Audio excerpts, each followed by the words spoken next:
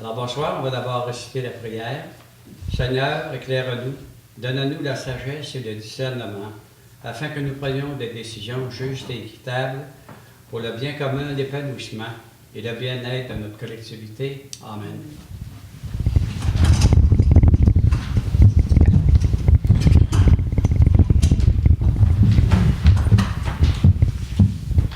Alors bonsoir, bienvenue à tous. Pour ce qui est on va d'abord vous proposer l'ordre du jour pour ce soir. Bienvenue et prière, on vient de le réaliser. Lecture et acceptation de l'ordre du jour. Acceptation des procès-verbaux du 2 décembre 2013 et du 13 janvier 2014. 4.1, rapport du maire. 4.2, rapport des conseillers en regard des comités ou d'autres domaines d'activité. 4.3, on va déposer les enjeux du territoire de la MRC du domaine du roi.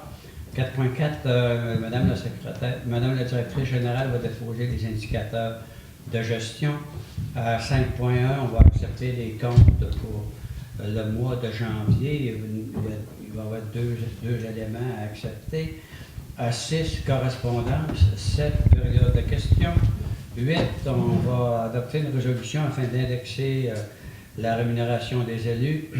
8.2, on va proposer de renouveler notre adhésion à la solidarité rurale. 8.3, on va autoriser l'achat d'équipements au département des travaux publics. 8.4, on va proposer d'acheter différents équipements pour le parc de terrain de jeu dans la rue des Pins. 8.5, on va autoriser le paiement par préautorisé, ça se dit mal, ça. On va approuver le paiement préautorisé pour le régime de retraite des employés municipaux du Québec. 8.6, on va adhérer à la mutuelle en prévention pour les salariés de notre municipalité. 8.7, on va vous donner de l'information en regard d'une offre d'achat qui est pour l'auberge la nuit boréale. 8.8, on va nommer différentes personnes sur certains comités officiels de la municipalité.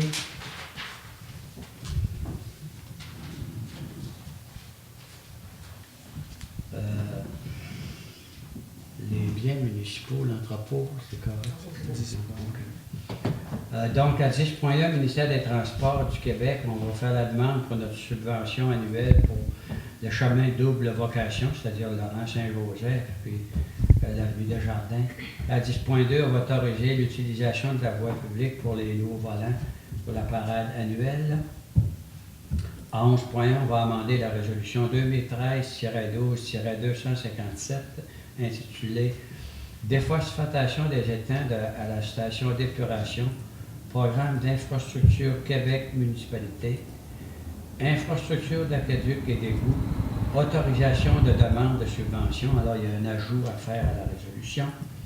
À 11.2, on va adopter une résolution le fait qu'on intervienne pour nos problématiques de desserte en téléphonie cellulaire ainsi que Internet.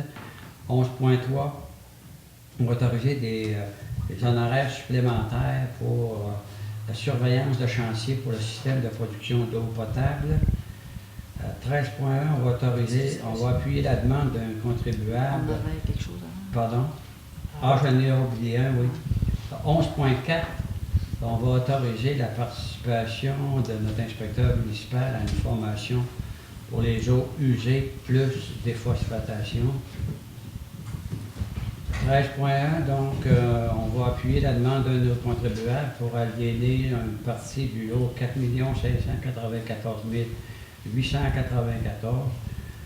À 13.2, on va adopter une résolution de notre conseil municipal en lien avec la table régionale d'analyse des carences en territoire protégé. Et à 13.3, on va également adopter une résolution en regard du plan de rétablissement du caribou forestier. À 13.4, c'est un sujet qu'on va ajouter pour ce soir. On va accepter une offre de service. C'est-à-dire, on va accepter d'appuyer financièrement la CADLD pour qu'elle fasse une mise à jour de notre projet de forêt de proximité. 14.1, Festival de relâche, on va nommer une personne responsable et on va accepter un budget pour cette activité-là dans notre municipalité. Et à 16.1, on va adopter une résolution pour proclamer la semaine de la persévérance scolaire. 16.3,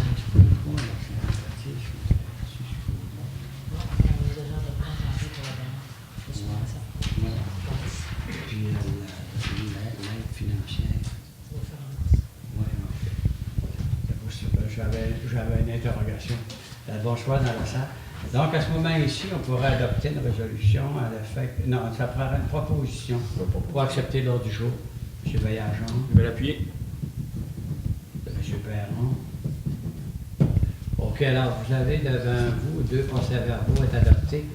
Le premier, c'est celui du 2 décembre 2013, qu'on n'avait pas à notre possession la dernière fois. Donc, chacun d'entre vous n'a pris connaissance. Il faudrait qu'on. Il y avait juste M. Lalancette qui était absent. Donc, chacun d'entre vous étiez présent. Donc, Mme Gagnon, appuyé de M. Simard. Merci. Et l'autre, c'est celui du 13 janvier, la première séance. Donc, c'est la même chose. Il y a peut-être une note à amener au public.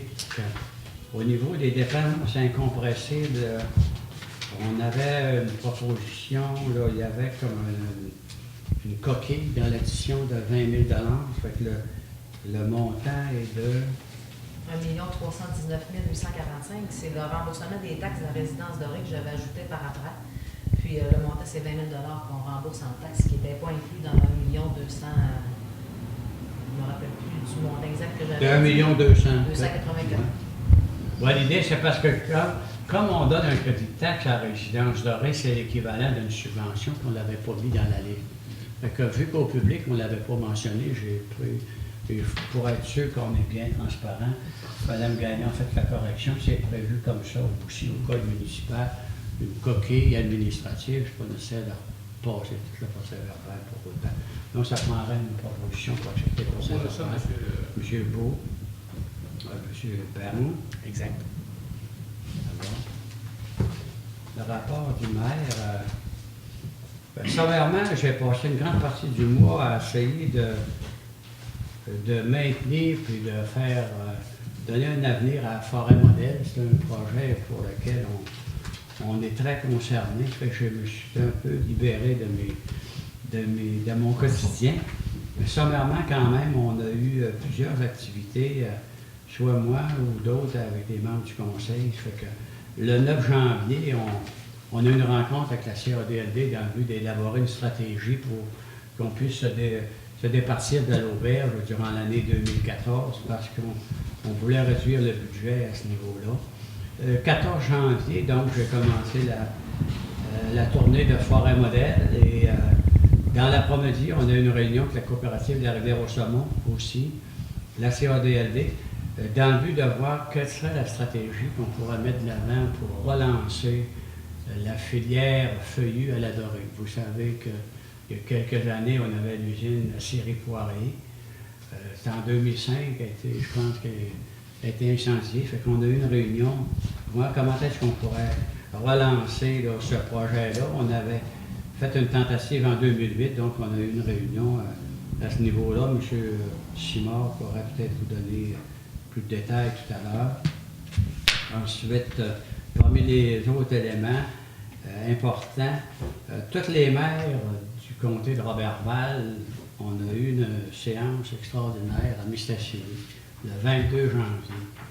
Donc, tous ceux qui avaient soit une usine de siège ou une usine de pâte et papier, on se réunit pour se concerter, pour essayer de freiner deux grands dossiers, la multiplication des aires protégées et aussi voir s'il y avait autant d'urgence à redresser ou à rétablir le caribou. J'ai été un des acteurs qui étaient là. Le 24 janvier, on a rencontré la ville de Saint-Félicien. Alors peut-être certains membres du conseil pourront donner des détails plus tard. C'est en lien avec le tracé de la piste cyclable là, entre le jardin zoologique puis le moulin des Pionniers. En après-midi, j'ai été à Saint-Honoré à la conférence de presse du ministre Lelièvre sur la nouvelle politique de la ruralité. On va voir le détail de cette politique-là au début avril. Le 27 janvier, c'est sûr, j'ai rencontré le conseil de la Dorée comme président de Forêt Modèle. Fait que les conseillers et les conseillères, ainsi que Mme Gagnon, qui étaient disponibles, ont participé à cette formation-là. Le 29 janvier, on a rencontré la direction de produits forestiers résolus. Entre autres, on a abordé avec eux autres là, le dossier des menaces qui pèsent sur notre secteur en lien avec la réduction des approvisionnements. Et aussi, on a commencé à échanger avec eux sur notre projet de forêt de proximité. Et le vendredi passé, j'ai été à Québec rencontrer le ministère de l'Enseignement supérieur dans le but d'avoir un peu d'argent pour supporter la recherche pour la forêt dans notre secteur.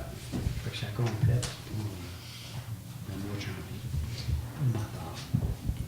C'est beau, ça se fait. Et moi, pour le mois de janvier, j'ai assisté à la rencontre sur la filière feuillue avec M. Asselin sur le 14. Puis, on a eu une autre rencontre le 21 janvier avec la coop aussi, coop forestière, pour discuter encore de ça, de la filière feuillue. 27 janvier, une présentation de la forêt modèle par l'équipe, présentation sur leur mission, puis les projets qui étaient en cours. Puis, pour l'année 2013, puis jusqu'au mois de mars 2014, je crois. C'est très intéressant, en passant. Merci beaucoup. C'est tout pour le mois. En passant, je voulais juste dire que M. Beau, vu qu'il a une certaine expertise dans le domaine de la transformation du bois, on lui a demandé de lui donner un petit coup de main dans nos dossiers industriels. Il a accepté, puis on le remercie.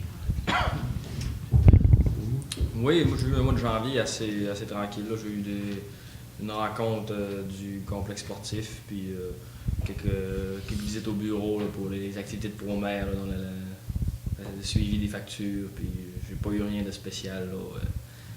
C'est assez tranquille. La saison, ça vaut comment à l'Arena, au complexe sportif? Il y a des hauts et des bas, là, et on est bien parti, là, mais il y a des creux de vagues. Là. Après fête, on dirait que le monde ils sont plus longs à décoller, là, mais c'est quand même pas si mal. Là. On va regarder ça un peu plus tard. Oui, on va voir le suivi du rapport annuel bientôt pour la saison qui vient de terminer. Là. En fait, l'année termine en 2013, donc on va faire le rapport de toutes nos activités de 2013 là, qui va être remis au printemps, là, probablement à la fin de cette saison-ci. On va voir les chiffres de la dernière année. On regardera ça. M. Baillargeon. Moi, j'ai participé à mon premier comité avec la bibliothèque municipale. On a eu notre première rencontre, voir un peu ce qui s'en vient, puis les activités par rapport aussi au club de lecture, tout ça. Aussi, j'ai commencé à prendre un peu en charge là, ce qui est sentier, là, tout ce qui est sentier mixte. Là, si on La double vocation, quand c'est pas calme. C'est double, Quand c'est pas calme.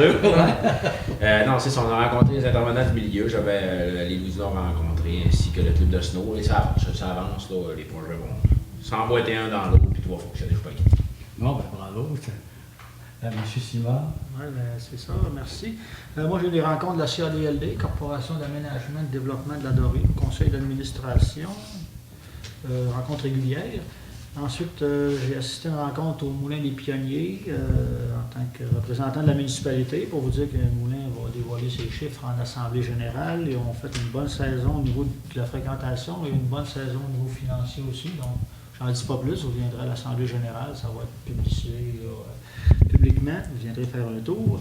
J'ai assisté, là, sans être redondant, là, des rencontres que M. Asselin a mentionnées ou M. Beau, là, entre autres pour la piste CITLAB. On a reconduit ou bonifié un mandat à la coopérative forestière là, pour nous, en partenariat avec la ville de Saint-Félicien pour continuer là, l'étude des tracés, pour nous soumettre quelque chose. Forêt de proximité également.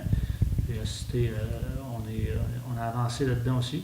Même ce matin, on a eu une rencontre pour la relève agricole, un petit bout qu'on n'a pas parlé, ça suit son cours. On a eu une rencontre un matin là, avec des gens qui sont impliqués dans le dossier de la relève agricole. Ça va continuer d'avancer aussi, ça, avec le CLD, entre autres, qui est le bras agissant là-dedans, qui est le chargé de projet. La filière feuillue, comme vous en avez parlé, on a donné un double mandat. En fait, on a bonifié un mandat à la coop, c'est-à-dire un mandat de faire la mise à jour au niveau des chiffres financièrement, et aussi on a donné un mandat technique là, au niveau de la transformation. Comme M. Asselin l'a dit, M. Beau assiste là-dedans en tant que membre du conseil, mais aussi pour son expertise. Et la CADLD, le donneur d'ouvrage, on confie des mandats à la coopérative. Donc c'est un dossier qui va cheminer là, par phase. Forêt Modèle, M. Asselin avec son directeur général sont venus présenter le projet. J'ai assisté à ça aussi. Puis en passant, je voudrais inviter les gens à venir à l'Adoré. Mme Rochefort, vous me corrigerez, pour la marche de la mémoire le 25 mai, je crois. Bon, le 25 mai, ça va être la première édition de la marche de la mémoire dédiée aux personnes atteintes d'Alzheimer. Ça va être une première, mais il va en avoir d'autres, on le souhaite. Et ça va se faire à l'Adoré pour la première édition. Ça va partir du centre des loisirs, aller vers le Moulin des Pionniers et revenir. Là. Et ça va marcher sous forme de commandite. Les gens peuvent s'inscrire et ramasser des dons. Ça va être remis à la Fondation d'Alzheimer. Donc, pour la première année, c'est M. Steve Véraud de Saint-Félicien qui est président d'honneur, puis on va organiser des autobus pour emmener les gens. Donc, on attend là, plusieurs centaines de personnes. Donc, moi, j'en profite pour vous inviter cette journée-là à venir marcher, venir vous impliquer, pour donner un bon signal pour aider la Fondation d'Alzheimer. Donc, c'est à peu près tout pour moi pour ce mois-ci. C'est à mon tour. Bon, ben, moi, j'ai fait des séances régulières.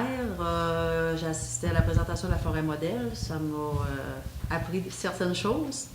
Après ça, j'ai eu ma réunion de l'OMH, ma réunion de Résidence Dorée. Pour l'OMH, nos logements familles, ben, il y a un petit mouvement. On a eu des départs, des nouveaux arrivés, mais tout est plein, ça va très bien. Au niveau du domaine du parc, on a eu un départ aussi, mais on a un nouveau couple qui entre, ça fait que ça, c'est plein aussi. La résidence dorée, une nouvelle personne d'entrée aussi, ça va très bien. Puis pour ceux qui étaient inquiets, ben, on a une liste de 13 personnes, une liste d'attente de 13 personnes pour la résidence dorée. Fait que ceux qui avaient peur, ça reste vide aussi et ça. Il y a 13 personnes qui ont donné leur nom et qui attendent pour entrer là. On a fait installer aussi des caméras de surveillance à la résidence, à l'extérieur.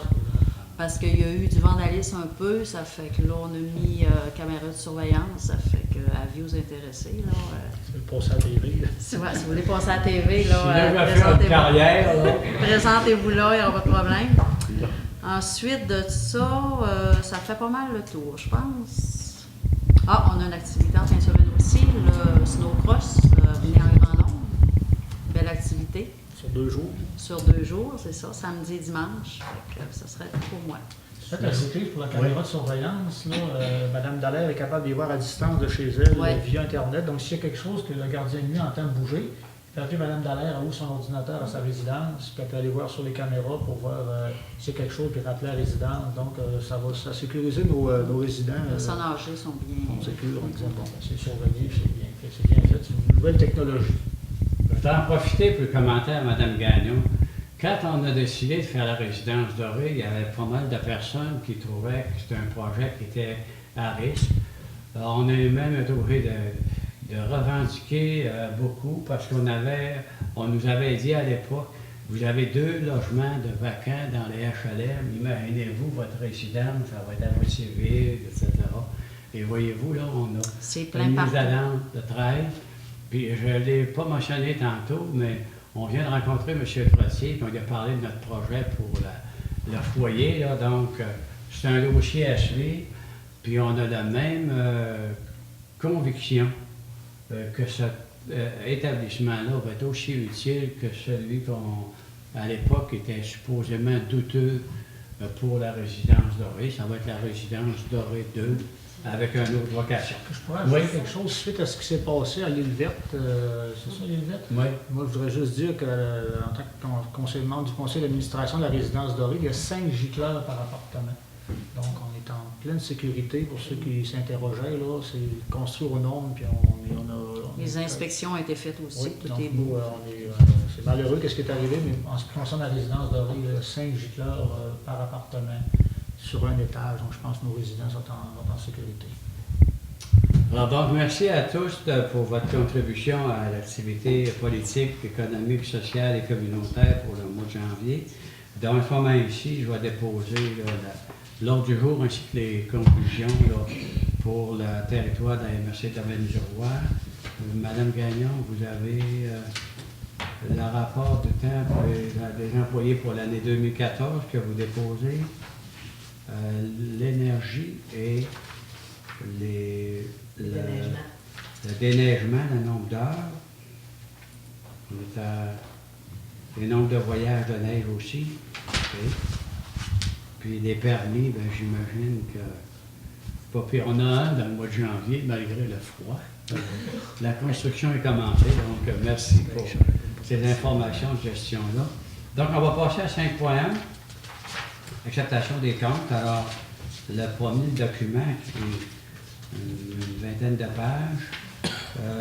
En début d'année, on a tout le temps des paiements plus élevés que la moyenne, là. Dans le sens que dans le mois de janvier, il faut payer tous les codes-parts, le Sûreté du Québec, pompiers et autres. C'est pour ça que ça peut paraître élevé. Donc, pour le mois de janvier, on a 304 987 et 5.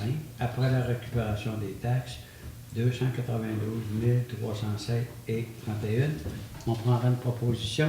Après révision des comptes, j'en fais la proposition, M. Asselin. Merci, M. Je peux Baron. l'appuyer. Madame Gagnon. Et là, on a une autre fiche. Elle, c'est un complément. C'est des dépenses de décembre, du mois de décembre. Ah, c'est des dépenses qui Voilà, n'avaient j'ai pas, deux journaux qui d'achat. sont rentrées après le 31 décembre. Donc, dans l'année financière au 31 décembre, il restait 7 897 et 78 à autoriser après récupération des taxes. 7 848 et 14, une proposition. M. Perron, vous êtes encore d'accord? M. Beau. OK, alors la correspondance, on va déposer la liste des correspondances entrantes et sortantes, si toutefois des personnes voulaient connaître les communications qu'on a eues, c'est disponible selon la politique habituelle. Est-ce qu'il y a des questions dans la salle à ce moment ici? D'avoir les? Donc, on va passer à l'administration. C'est correct. C'est pas grave, les gens, ils ont le droit de chuchoter. Bon, alors, donc, indexation de la rémunération des élus. À chaque année, on indexe nos rémunérations en fonction de l'indice des prix à consommation. Alors, cette année, c'était 0,8, je crois. Donc, on est un peu en conflit d'intérêts, mais il faut quand même autoriser l'indexation. Voter notre indexation. Hein? On va proposer à l'unanimité d'accepter la rémunération. Et ça va être, et donc, ça va être relever le cas pour ça. OK. Donc, proposition à l'unanimité et adoptée à l'unanimité. Ça représente vraiment pas beaucoup. Solidarité rurale. Alors, Solidarité rurale, c'est une organisation qui a été fondée en 1991 par M. Jacques Proulx, qui était président de l'UPA à l'époque. La mission de cette organisation-là, c'est de défendre les droits des ruraux, puisque les enjeux dans les mondes ruraux ne sont pas les mêmes que dans les villes. Et donc, la municipalité, on a les membres de cette organisation-là, la cotisation est de 250 par année. Est-ce que quelqu'un pourrait proposer qu'on renouvelle notre adhésion? Madame Gagnon, M. Baillargeon.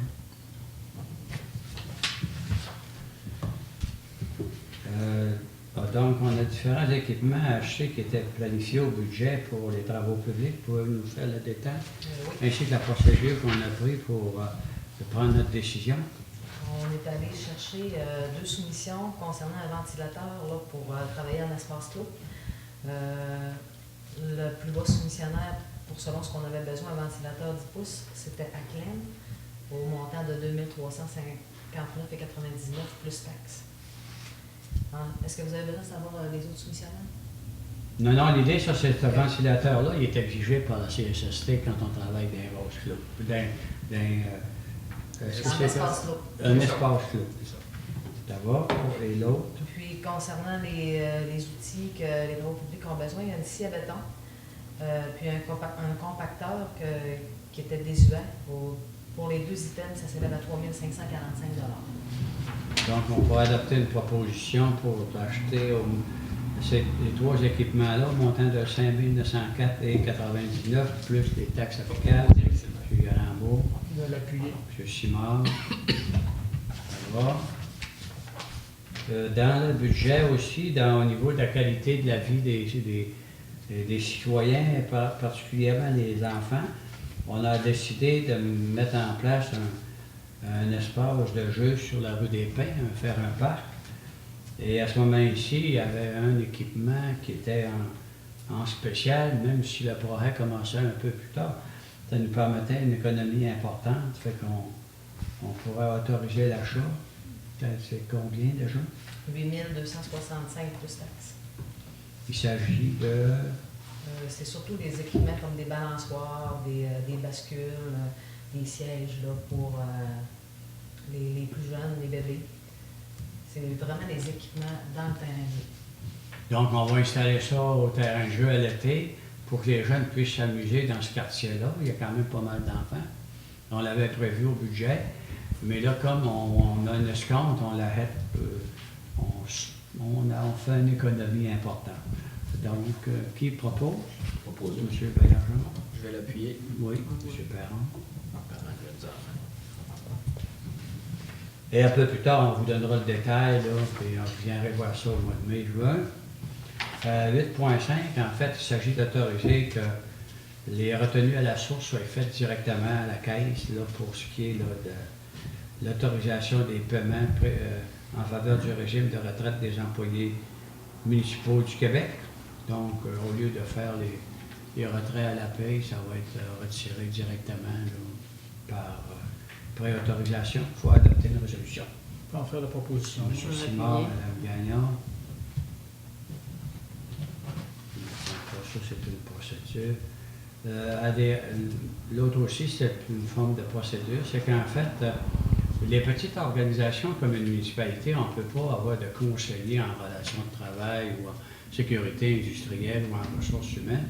Fait que la mutuelle avec laquelle on était, c'est ça, a changé de nom. Fait que le groupe Conseil Aon, qui nous desservait, a changé son appellation où ils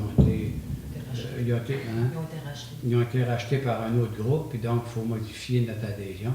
Donc, ça va être le groupe Conseil Novo XXT Incorporé. Et en fait, il s'agit là que nous autres, on adopte l'entente relative au regroupement d'employeurs. On autorise le groupe Conseil Novo à signer pour et en notre nom cette entente-là. Puis autorise aussi la maire à signer pour et au nom de la municipalité tous les documents nécessaires à la participation. Donc, c'est une résolution donnant des mandats. Ça prendrait une proposition. Proposé, monsieur. Oui, M. Baillargeon, M. Gault.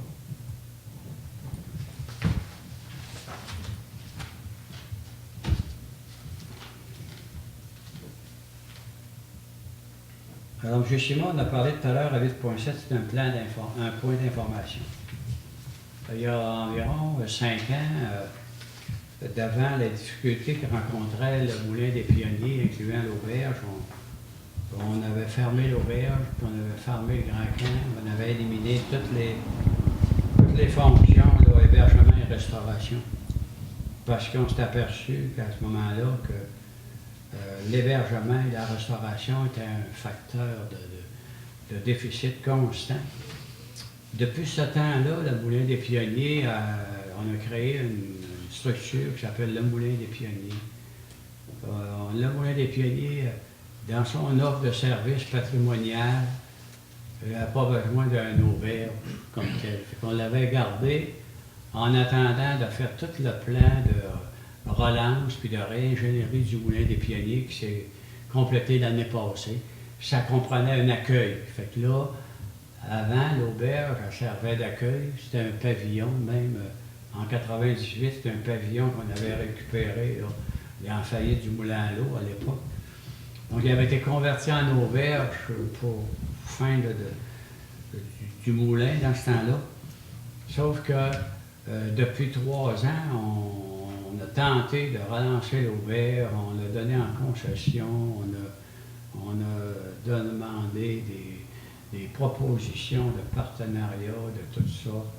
Finalement, dans le budget 2014, la CADLD est propriétaire de l'auberge. La municipalité a pris comme orientation qu'elle voulait plus, pour dépasser 2014, être sollicité financièrement avec cet équipement-là. Et donc, finalement, on a eu une offre d'achat formel d'une personne qui voulait l'acquérir. Fait que M.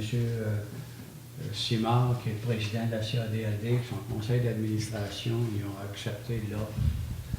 C'est une offre avec dépôt, avec un délai pour compléter certaines affaires.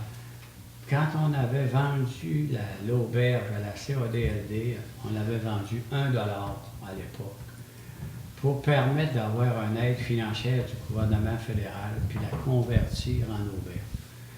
Dans ce contrat-là, la municipalité, pour être sûre que quelqu'un n'allait pas éventuellement faire n'importe quoi avec un auberge qui avait payé 1 pièce, on s'était inscrit, la municipalité, à un droit de premier refus. Mais si jamais quelqu'un voulait l'acheter pour 1 pièce, la municipalité, on aurait pu avoir le droit de premier refus d'offrir 2 pièces. C'était une technicalité. Donc, ce soir, on veut profiter de l'occasion pour dire que la CADLD a accepté l'offre. C'est une offre en bonne et due forme chez un notaire, avec une condition. Et la municipalité, on veut aviser publiquement que lorsque ce sera temps de passer chez le notaire pour signer le document, on n'exercera pas notre droit de premier refus. Alors, le prix actuel qui est offert, il demeure privé entre la CADLD et le promoteur. Cependant, quand ça va se concrétiser, la municipalité, on va laisser aller l'auberge au prix qui va être le plus offrant, accepté par la CADLD. Donc, c'était mon devoir publiquement de donner cette information-là et ça sera à suivre. Ça va? Est-ce que vous avez des commentaires, M. le Président? Non, vous avez très bien résumé la Oui. situation. De toute façon, on s'en est parlé souvent. Donc, l'offre, comme vous avez dit, est enregistrée chez un notaire avec un dépôt en bonne et due forme, là, en fidéicommis qu'on appelle. Là. Donc, les promoteurs vont éventuellement se porter acquéreur de l'auberge. OK, c'est good. On va passer à 8.8. La municipalité a plusieurs comités, puis il y a des comités qui sont rémunérés, d'autres ne le sont pas. Mais on n'avait pas nommé vraiment tout le monde de façon formelle, fait que peut-être, Mme Gagnon, vous pourriez faire identifier l'organisme et nommer chacune des personnes, puis on va passer une résolution à la fait que tout le monde est nommé dans ces postes-là. Est-ce que vous voulez que je renomme ceux qui étaient déjà officiels? Oui, tous, s'il vous plaît, oui. Donc, à la bibliothèque, M. Yannick Baillargeon. À la CADLD, M. Michel Simard et M. Yolambeau. Au centre des loisirs, M. Yannick Baillargeon. Au comité d'embellissement et services qualité de vie, Mme Hélène Gagnon. Au complexe sportif, M. Marc Perron. Moulin des Pionniers, M. Michel Simard et M. Jacques Asselin. À l'OMH, Mme Hélène Gagnon. À la résidence dorée, Mme Hélène Gagnon et Michel Simard. Au service incendie, M. Yolambeau. Domaine du Roi en forme, M. Marc Perron. Au comité, c'est le comité consultatif en urbanisme, M. Jacques Asselin. Au comité lien d'Adoré Normandin, M. Martin Bouchard. Comité MADA, M. Michel Simard. Donc, ces personnes-là, ils représentent le conseil, font rapport des situations, ils appuient aussi les organismes dans leur mission. Si c'est nécessaire que la municipalité supporte ou qu'elle intervienne pour différentes raisons, ils emmènent ça au conseil municipal, soit au plénier ou au public, pour être sûr que toute la vie communautaire, économique et sociale là, est prise en charge selon nos compétences. Et à ce moment-ci, on pourra avoir une proposition d'accepter la nomination de tous. Je vais appuyer. Monsieur Beau, M. Baillargeon.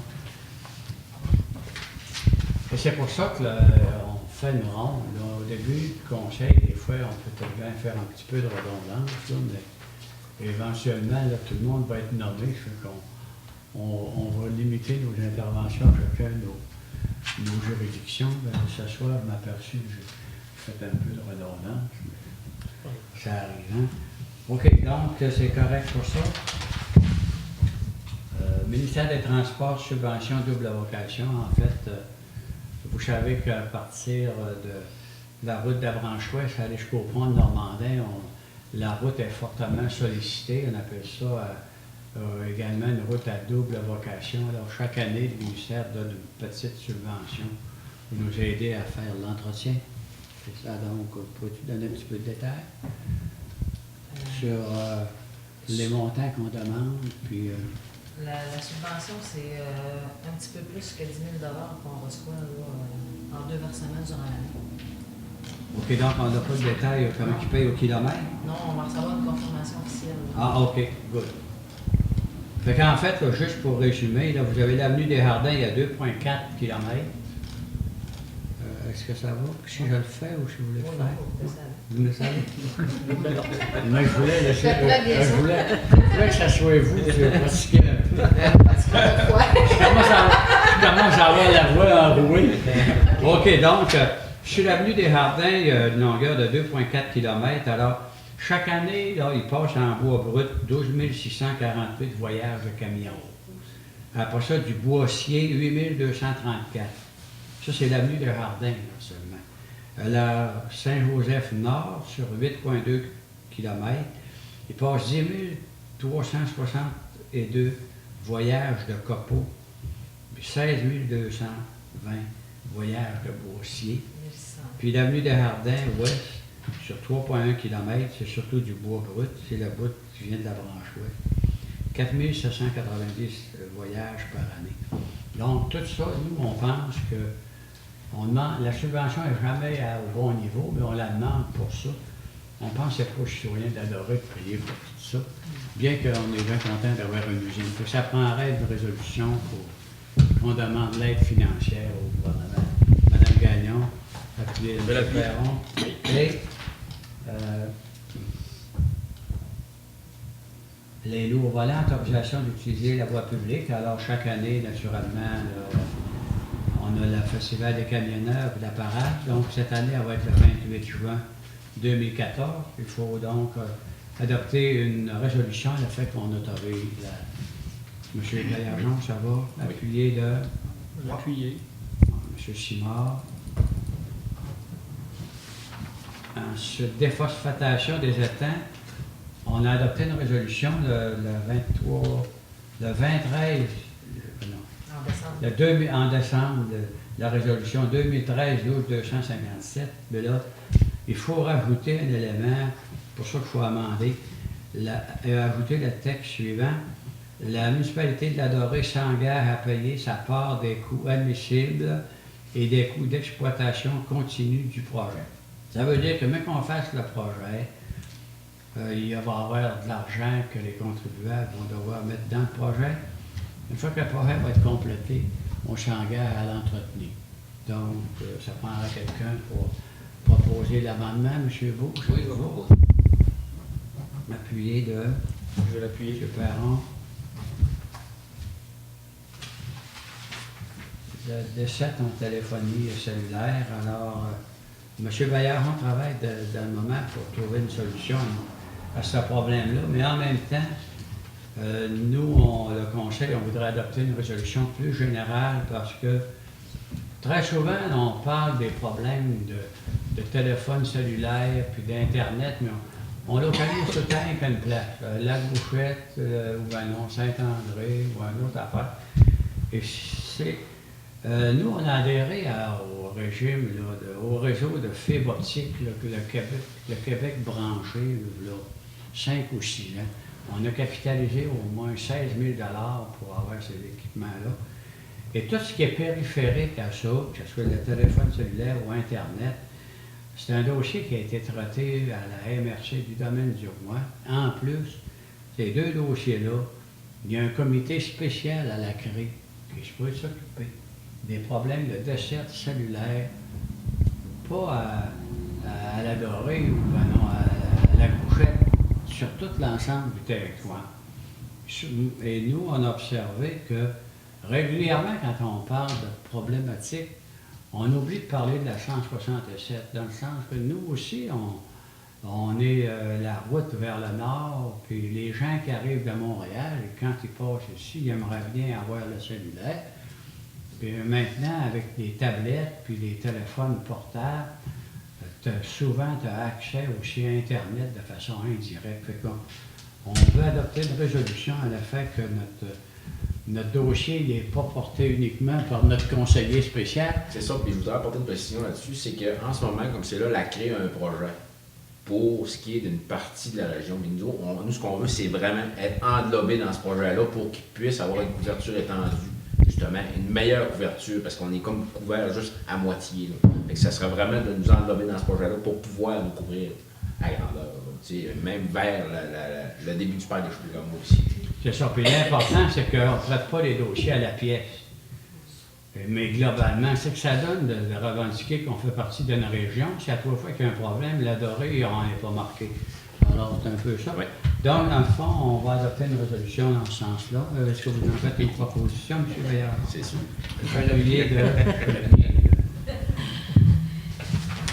Ça fait pour ça. Système de production d'eau potable, alors, sans être alarmiste, ce dossier-là nous a causé différentes difficultés depuis sa mise en œuvre.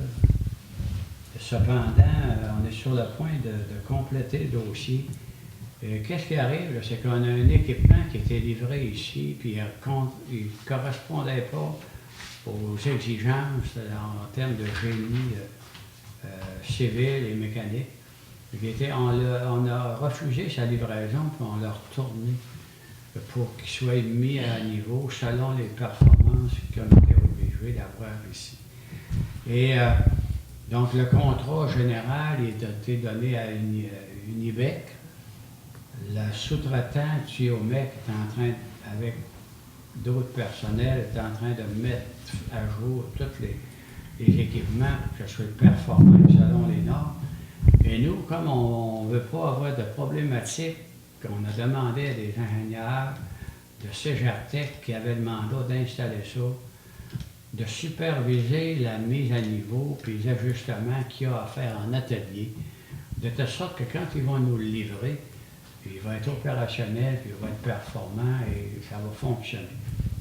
Donc cette opération-là de surveillance, il y a un bout de fait, il en reste encore à faire.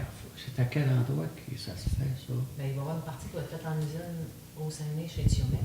Oui. On va faire les tests, puis après ça, le reste, ça va être fait ici lors de l'installation. OK. Fait que là, les ingénieurs considèrent qu'ils vont avoir besoin de 48 heures de travail, tant pour se déplacer que de vérification sur les deux sites. Donc, on pourrait autoriser ce soir 48 heures de service professionnel afin qu'on s'assure que l'appareil va être installé, va être opérationnel et performant.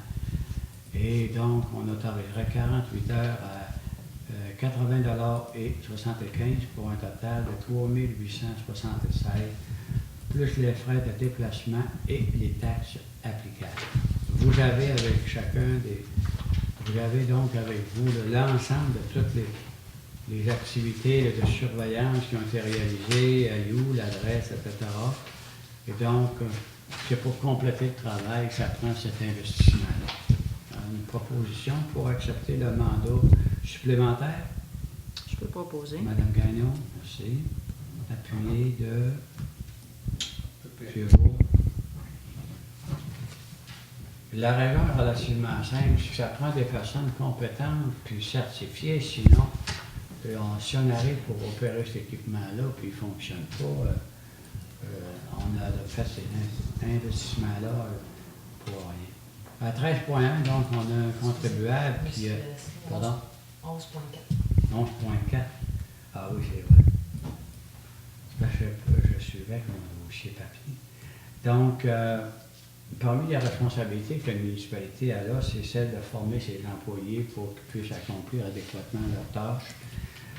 On ne fera pas l'historique de la nécessité de la compétence pour le traitement des eaux et le traitement des eaux usées.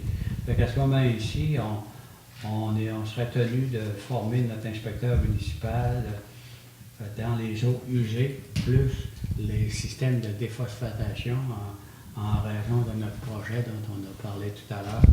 La somme requise est de Environ 10 000. 10 000 $. Donc, on autorise la formation de M. Bouchard et on prévoit 10 000 $ en termes de budget pour réaliser donc, cette activité-là qui est planifiée pour quand, à peu près? Du 31 mars au 15 mai. Donc, 31 mars au 15 mai. OK. Quelqu'un pour en faire la proposition? Proposer. M. Yannick? Je vais l'appuyer. OK. Alors, on a un citoyen qui a demandé d'aliéner une partie de son terrain qui est dans la zone agricole. La municipalité a regardé là, l'usage de ce secteur-là, puis également est-ce qu'effectivement l'usage proposé il vient en contravention avec les orientations municipales, puis deuxièmement, est-ce qu'effectivement ce terrain-là, il n'est pas il n'y aura pas de préjudice de causer à l'agriculture s'il est retiré de la zone. Et le conseil est d'avis que non. Donc, à ce moment-ci, on pourrait adopter une résolution d'appui là, pour M. Rodrigue Tremblay. C'est une parcelle dans la cour à l'entrée du village, là, à la sortie de Saint-Félicien. Il y a des agents appuyés de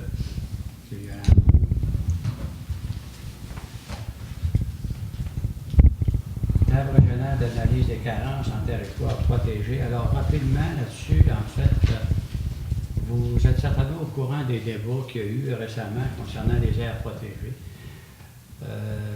Comme maire de la Dorée, j'ai pris position, mais en même temps, nous, on a une situation un peu particulière à la Dorée, puis moi, j'ai proposé au conseil de l'énoncer.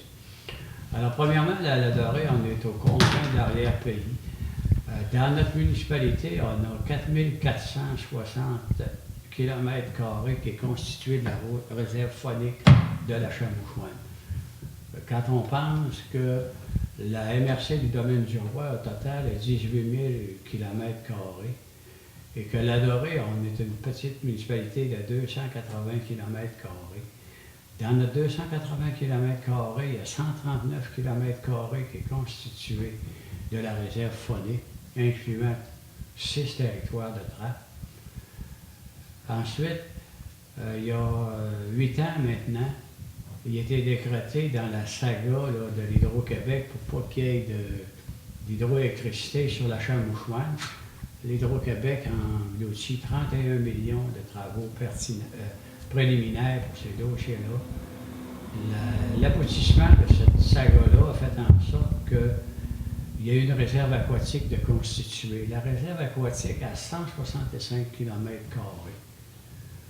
Correspond à une perte en approvisionnement de 30 000 m³ pour l'usine de la Dorée.